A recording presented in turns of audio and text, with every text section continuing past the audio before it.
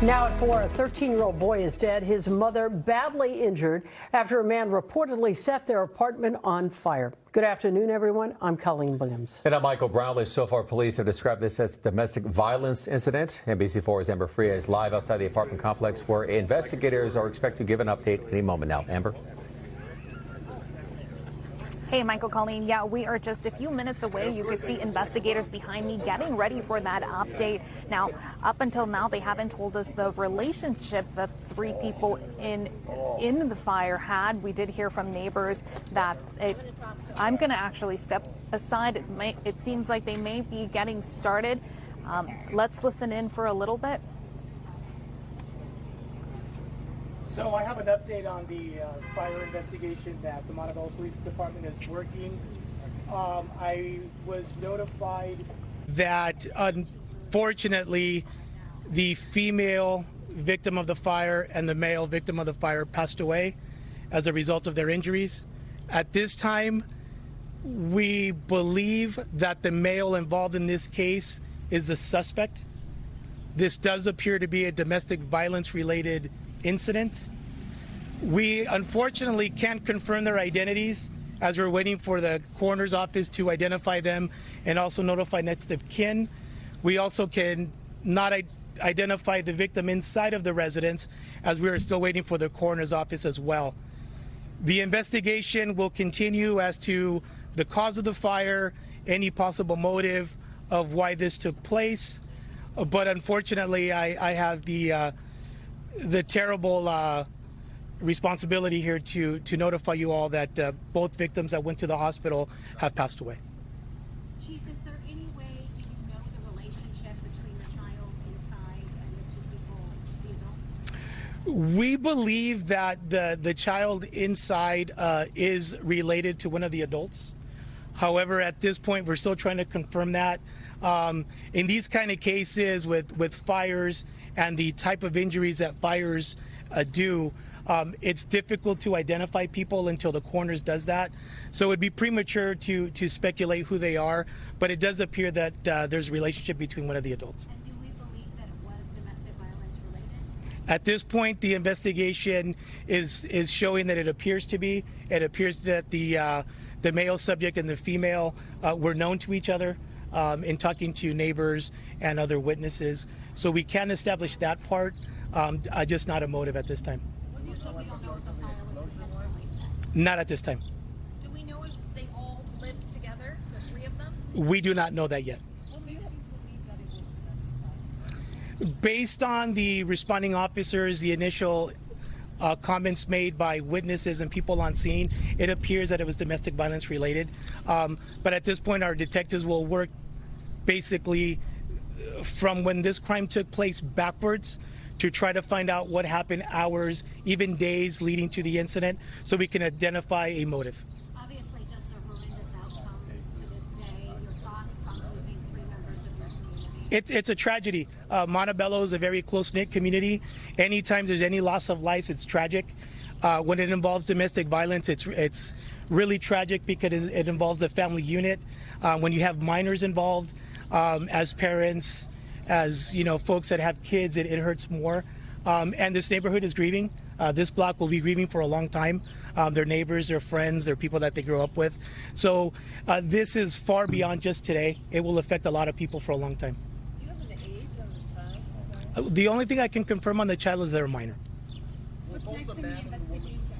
Right now, we're waiting for our arson investigators from the Montebello Fire Department to complete their arson investigation.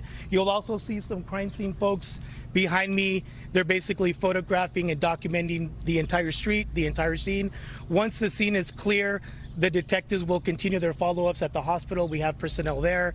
And then really now at this point, it's really working backwards and trying to identify what incidents could have led to such a horrific day here in Montebello. Are you considering this a homicide? At this point, any death at the hand of another is a homicide. We're looking to see what the motive was, what the cause were. We know there was a fire. We know there were injuries because of the fire, but we can't just focus solely on the fire. There could be more than that. So that's what our detectives are working on. And did both the man and the woman live in that house? Not both, no. Well, we believe that the woman did. we cannot confirm whether the male did. And stop the relationship. You can't confirm the relationship. Not at this time, no.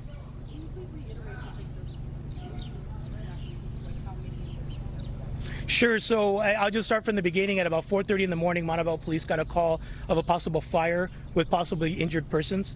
When our officers arrived on scene, they found one male that appeared to have burn injuries, and then also a female that had burn injuries.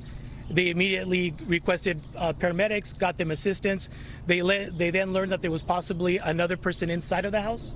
By that time, the home was fully engulfed. The fire department came, did rescue efforts. They did find the deceased minor inside. Both male and female adults were transported to a local hospital for treatment, and unfortunately, this afternoon they both succumbed to their injuries. Are there any indications of accelerant?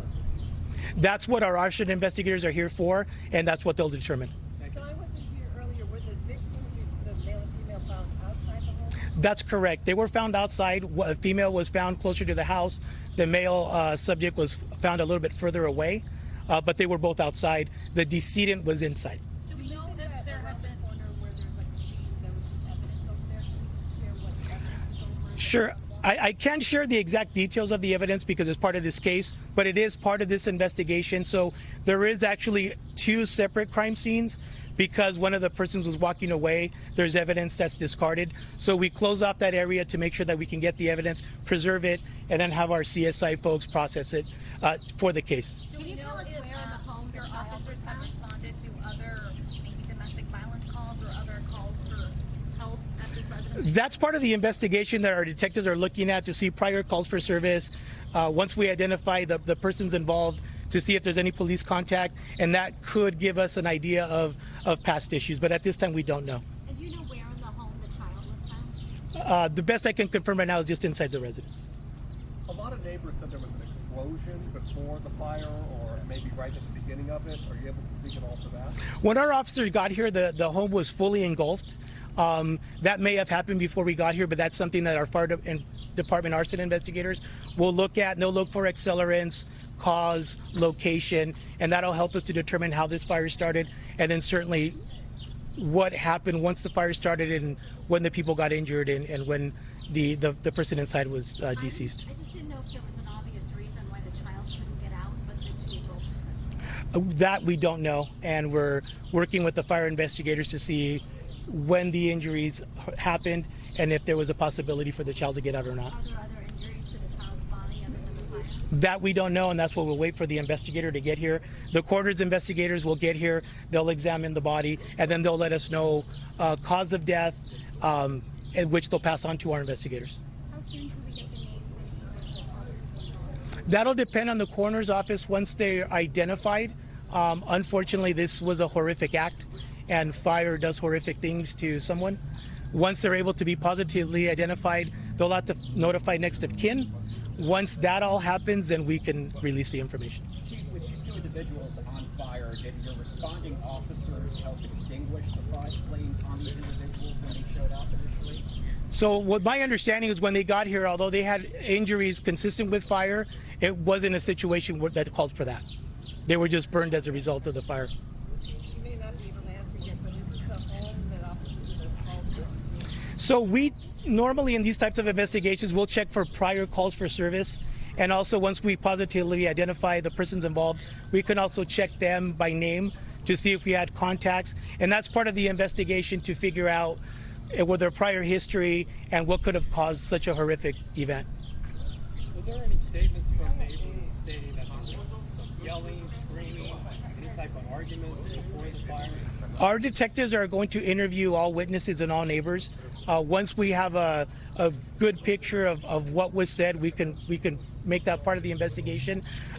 Being that it's still an active investigation because we have to determine what happened, that's still evidentiary items that we couldn't really speak on. That the fire reached the power line?